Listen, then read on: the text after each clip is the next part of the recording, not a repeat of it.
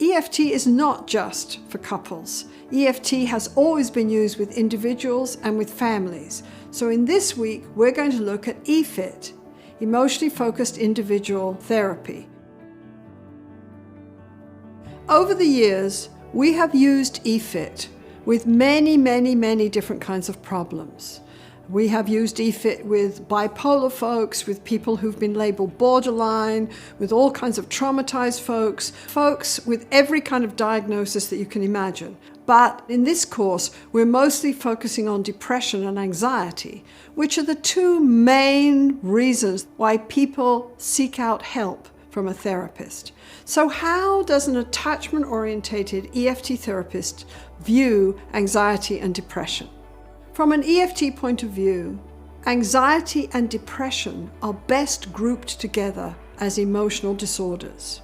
We see both of these, anxiety and depression, in terms of problems of affect regulation and problematic ways of dealing with your own feelings and then connecting with other people on an emotional level.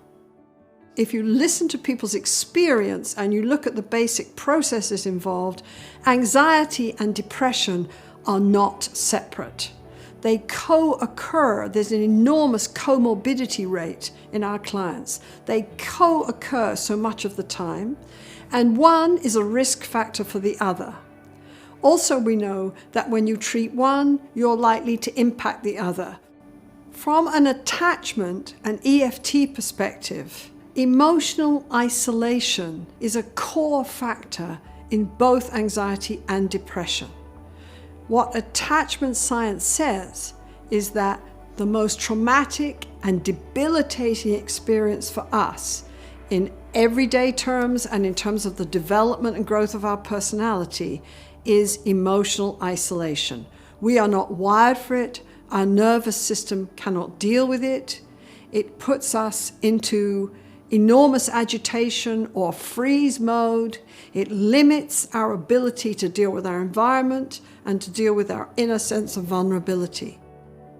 And a simple way of thinking about how we deal with this in EFT really reflects Roger's statement when he said, "I enjoy finding the order in experience."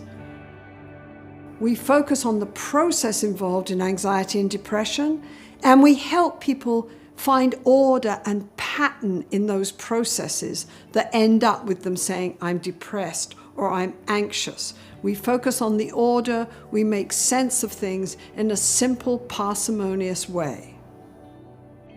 This perspective that I'm suggesting here on emotional disorders may be very different from some of the other models of therapy that you've thought about. I want you to notice that it focuses always on core processes, how people construct depression and anxiety, the core processes involved rather than labels, and it focuses on emotional realities and how people engage with others. And it is these processes that EFT focuses on and starts to shape and shift.